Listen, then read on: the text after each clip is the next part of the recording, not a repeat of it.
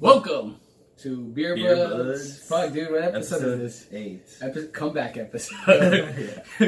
We've been gone for 2 months. 2 months, probably. Was Yeah, it that's 2 months? about it. Maybe a little more. Yeah. Because the last one was on a recording of the video, which we tried that. We just want to see how that would work out. Young Hoes edition. Yeah, that one's pretty good. Yeah. But today we're coming to you guys with 2 beers today. We're on a short schedule today. Yeah. But we got 2 IPAs for you. Both chosen by yours truly, Budz Daniel, and he'll actually, you know what, he'll tell you which ones he got. About the thought process of selection. Yeah. Alright, so the first one we have Angry Horse Brewing from Montebello, Jeffrey's Hood. There you go. And that's the East La IPA. Yes. Hell yeah. This graphic is pretty sweet, man. Brand new unopened one here. We already got some open. There For it the is. intro, outro. There you go. Beautiful can, man. It is, man. Because they're pricey too. Yeah. But yeah, that's the first one, and that's just like I guess their take on an IPA. And then the second one is this is the unopened. What is this? Chapman Crafted Beer, and this one's from the OC. I think it's orange, but this is a crazy one. I think you've already tried this one, huh? Yeah, I liked it already. I know I'm kind of already spoiling. Spoilers. I like it. It's pretty good, but It's a milkshake IPA. yeah, That's crazy. good tasting. It's not your typical IPA. We'll get into that right now. Can's But really cool too. we're looking at this episode to be at max 15 minutes. We're doing not too much time. We gotta catch a movie. Yeah, essentially. But yeah, like we said, we had the Super Smooth Milkshake IPA and then the East La IPA. And this one you said was from Montebello, right? That's from Montebello, and this one's from Orange, so OC. So they're Okay. both from Southern California. Okay. It's gonna be pretty cool. Yeah. Interesting. Southern California, I'm telling you guys, if you like alcohol, Southern California is a great place to be. It was my beautiful wife that I really hate right now. Alright, guys. Anyways, it don't matter. Sometimes you get stuff like that. But like I said, we're going to go through each one, specifications, like their alcohol once we start doing them. So I think the first one, let's go with the East La IPA, man. Alright, let's do it. So this one, you haven't tried it yet? No, I haven't tried it. We got the Harry Potter cup. Look at that. You should pour it. We're true beer drinkers. We even got this straight from Universal Hogwarts. Studios, Hollywood. The wizarding world of Harry Potter. You know, look at that. Oh, Look at that pour. Funny, Okay, you just pour it like that. yeah. Remember, you do want head. We've explained that multiple times, but every episode will remind everybody, don't pour it so that you don't get any head. If you want to know why we're not going to explain that in this episode, you can look at previous episodes, or you can just look up a video on YouTube. I don't remember his name. Funny, like, I was gonna say, it's funny, we just came back from Cancun, and they're starting to do craft breweries and beer down there. I guess just like everywhere in the world, but they call porters boter, like Harry Potter. Oh yeah, that's right. I forgot about that. They do. Yeah. It's like a potty, man. All right. Anyways, we'll go straight into this because we're already about to be in 5 minutes. So I mean, I'm gonna try it first because you already tried it, dude. Yeah. But as you can see, color, we got a nice little caramel color, brown.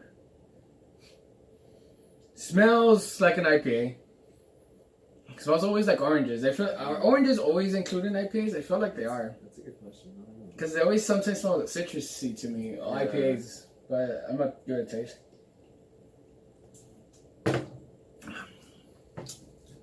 Let me do that again one more time.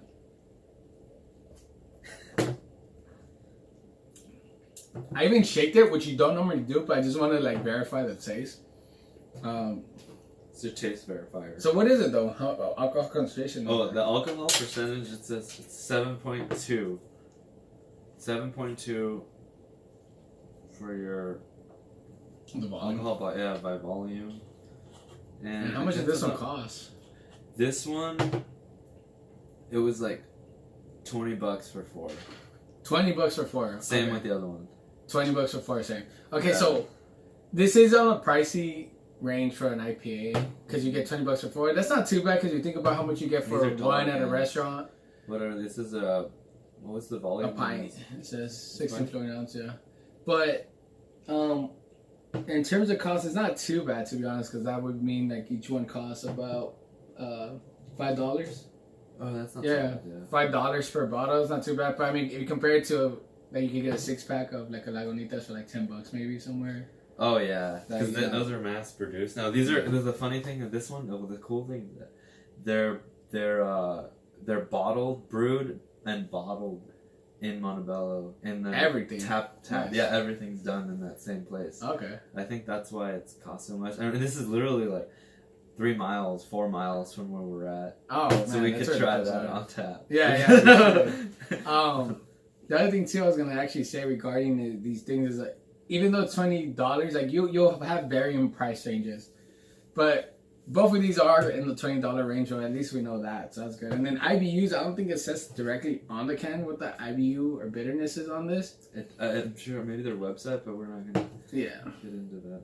you can look it up on the website. Just go to Angry Horse Brewing and look up their East La. But even so, IBU has never really been that helpful generally. We don't understand it yet, but one day probably it'll make sense. Well, it's supposed to be a bitterness unit, and it doesn't work because I've had IBUs with a high bitterness that are not as bitter as other beers. Maybe It's something like, else was masking it, I think. Yeah, well, that's the problem. Like, even But though it's it's still supposed to bitter. be bitter, something like- masks its flavor. And Like so, coffee. Yeah, People add the sugar and all to get rid of the bitterness. yeah. I don't know. So, But it's still bitter. 'Cause This that- doesn't you know, mean- right? because the IBU is based on the whole how it's made, like the materials used to craft it or the ingredients. And so if the ingredients are bitter, it's gonna have a higher IBU just because of the ingredients. At least that's what I understood it when we first when we did our episode on, I think it was IPAs. It was IPA Second Day. episode? Yeah, because IPA Day was the perfect episode to do that, specifically because of the whole bitterness that IPAs tend to have. Yeah. But It's an how do you feel about it so far? Honestly, like I was really excited for this one because like I'm from East LA and a local like brew. This is like the closest brewery to where I grew up, and it just opened up a couple years ago. I've never been there yet. I haven't been there yet, but honestly, I guess it's just like it's like another IPA. Yeah. It's not It's not too special. yeah, nothing too special. I agree. Maybe it's not supposed to be. Maybe it's just a local IPA Yeah. from East LA, I guess. Yeah. But I do agree. Like I tasted it myself. It doesn't taste. It doesn't taste. Yeah, there's nothing special about it. It's very bland. It's very. I feel like if you've tried the Kirkland IPA beer from Costco, that's how it tastes like to me. Because we just drank that yesterday, and it tastes exactly like that to me. Yeah. So it's not special. I wouldn't recommend going and buy it. I would give this a 5 out of 10 just for the mediocrity of it. 5 out of 10. A 5 out of 10 means that's okay. That's not like a horrible score. That's not a good score. It's okay. If you go anything above a 5, don't think about it like a percentage, like a fading grade. It's an F, 50%. No, it's just 5 out of 10, which is in the midpoint. So that means you're at the middle of the pack. It's average, Yeah. right? And that's what it is. It's average to me. It's nothing great, at least for me. I give it 5 out of 10. I also give it a 5 out of 10 because I like the can, but the beer, I'll give it another shot maybe on tap, but I think I probably wouldn't get the can again. Yeah. It's good IPA. Yeah. I'll probably get it if if like I have a choice between this one and it's on tap. And a Kirkland IPA. Yeah. Or From like- Costco. I prefer this one more than the Stone. That Okay. Stone IPA is something that people really like, Yeah. but I'm not into it. I haven't myself like really. It's been a long time since I had a Stone IPA, so I need to figure out what that tastes like again. Or like the Wolf Pup from Golden Road. It's supposed to be like the their Wolf Pup. session IPA, Yeah. but I don't find it too special, and I think I prefer this one more than over So- those two. Just so you guys know, I'm just gonna give the strict definition of the IBU, which is International Bitterness Units. So this is what it is. The strict definition is a chemical measure of the number of bittering compounds, specifically isomerized and oxidized alpha acids, polyphenols, and a few other select bittering chemicals that make your beer taste bitter. So legit, it is what the ingredients that make it bitter. However, the IBU correlates well in most cases with the sensory bitterness of beer, and this is why brewers use it. So generally it works. And it's always measured between 5 and up to 120 apparently. And most beers fall within 5 to 15 to 80. 120? Yeah. Damn. But again, IBU doesn't necessarily mean it is perceived or tastes to be as bitter as something with lower IBU. Directly from a site. And this is from the Brew Enthusiast. So if you go to the Beer Enthusiast too, they probably would have something similar. They have it. We're gonna have a site like that so you guys can learn too. We'll just copy and paste. Yeah, we're just copy and paste what they put. Nah, credit goes to the brewenthusiast.com though. But if you look anywhere else, you'll find that information as well. I think so. So there you go, IBU. Nice. It's just what it's made of, and it just so happens that even though it's higher, doesn't mean it is more bitter. Yeah. Makes sense. So it kind of doesn't make sense, honestly. Right? It was a general number, like generally this is how it should be. It should be better, but sometimes it just isn't. So we're done with that. Hagrid would be proud of us. Fucking boar's head and everything, man. All right, we got the next one that I already tasted. I already gave a preview that I said I liked. I'm excited for this one, boys and girls and men and women and anything else that's watching this or listening to this. We're inclusive here. We taste all beers, even ciders. We still got to do the sugar beers, which I'm afraid of sugar beers. Like the ciders. Oh, the ciders? I'm just, because I don't know, man. I just can't. And then we're going to have an MD episode. Yeah. Can you imagine? Yeah. We're going to get fat. So this was a Chapman Crafted Beer, and it's a super smooth. That's what the name is. Styles of Milkshake IPA. Hops are used as Simcoe, Galaxy, and Loral. No idea. Sounds like weed. We need to go through an episode where... Oh, the different types of hops? Maybe, yeah, and malts and all that, just to figure it out. But the additions added to this is pink guava and lactose. Tropical. And the taste is apparently tropical. Wow. Sweet. I can't wait to and see it. Smooth. To see the liquid. Wait a minute. Is this lactose? Yeah, lactose. Yeah. So here you go. So pour it vigorously and then slowly turn it and pour it vigorously. Look at that. That actually looks like yeah. That looks almost like orange juice or like guava juice actually. Yeah. Well, no, guava's pink, isn't it? I don't know. Guava? I don't know. I've had guava juices that look this color though. But there you go. We got a little yellowy, creamy, darky, cloudy. An orange yellow cloudy beer. Smell. Definitely smells a lot better than your average IPA, Mr. East La IPA over here. This IPA smells good. It doesn't just smell like citrusy and all that. It's nice floral same to me. I think it's because you're missing from the can. If you send it directly when it's poured, it might be a lot different. But you'll see. Taste wise though, let's go because we're already almost out of time here. So. Yep. Even when you shake in your mouth, which you don't do for beers, at least from what I know, you do that for wines, but I do it just because I want to see how badly the taste goes. The taste is still really good. It's really how badly it goes? The taste of this one is good. I like this one quite a lot. I don't know if it's the milkshake that has lactose or the guava, but something about it just really is good. It's smooth. You're not going to drink from the awesome cup? He doesn't want to share my cooties, you guys. Yeah. It tastes better from the cup. 7.6% and an IBU of 30. So not bitter. Not supposed to be bitter. It still has a slight bitterness to it though. Like all IPAs do, but sweet, tropical, and smooth. Yeah. I don't taste the sweetness personally. I definitely taste the smoothness. Yeah. It almost it reminds me of like a nitro almost. Is it? Yeah, like a golden milk stout. A nitro golden milk stout. That's how it kind of tastes. It's probably just because of milkshake, the fact that the lactose or whatever the hell. But the guava does add to it. I wonder what lactose is. It's a lactose. It's a lactose, dude. That's what it is, like lactase. I thought it was gonna be like milk. Lactate. Yeah, dude. It's when you get milk and stuff. It is 7.6 though. IBU 30 like we said.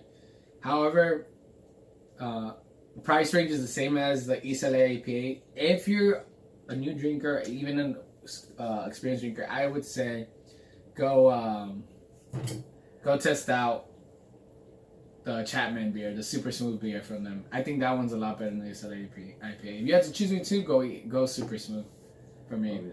It's definitely an experience it's like this is the first time I have a creamy IPA.